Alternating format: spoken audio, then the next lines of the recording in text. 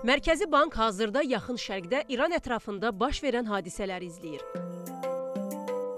Bunu qurumun Statistika Departamentinin direktoru Samir Nəsirov deyib. Hadisələr 2 həftədən bir az çoxdur ki, başlayıb. Müxtəlif qlobal əmtia qiymətlərinin artımı müşahidə olunur. Amma bunun nə qədər, nə dərəcədə keçici, qalıcı olması ilə bağlı hələ də suallar var. Bunun cari əməliyyatlar balansına necə təsir edəcəyi ilə bağlı prosesləri diqqətlə izləyir, təhlillər aparırıq, deyə o qeyd edib.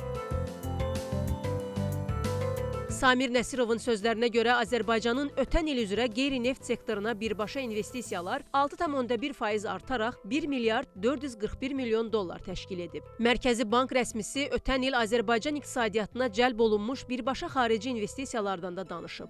Qeyd edib ki, birbaşa xarici investisiya qoyan ölkələrin siyahısında birinci yerdə Böyük Britaniya və Şimali İrlandiya Birləşmiş Krallığı, ikinci Türkiyə, üçüncü yerdə Kipr, dördüncü yerdə Birləşmiş Ərəb Əmirliyi, beşinci yerdə İran qərarlaşıb. Bu dövrdə Azərbaycan Respublikası olaraq xarici ölkələrə 2,5 milyard dollarlıq birbaşa xarici investisiya yatırmışıq. Bunun qarşılığında ölkəmizə 6,6 milyard dollarlıq birbaşa xarici investisiya yatırılıb. Ölkədən kənara qoyulan birbaşa xarici investisiyaların ilk top 5-liyinə baxsaq isə, gördüyünüz kimi birinci yerdə İsrail gəlir.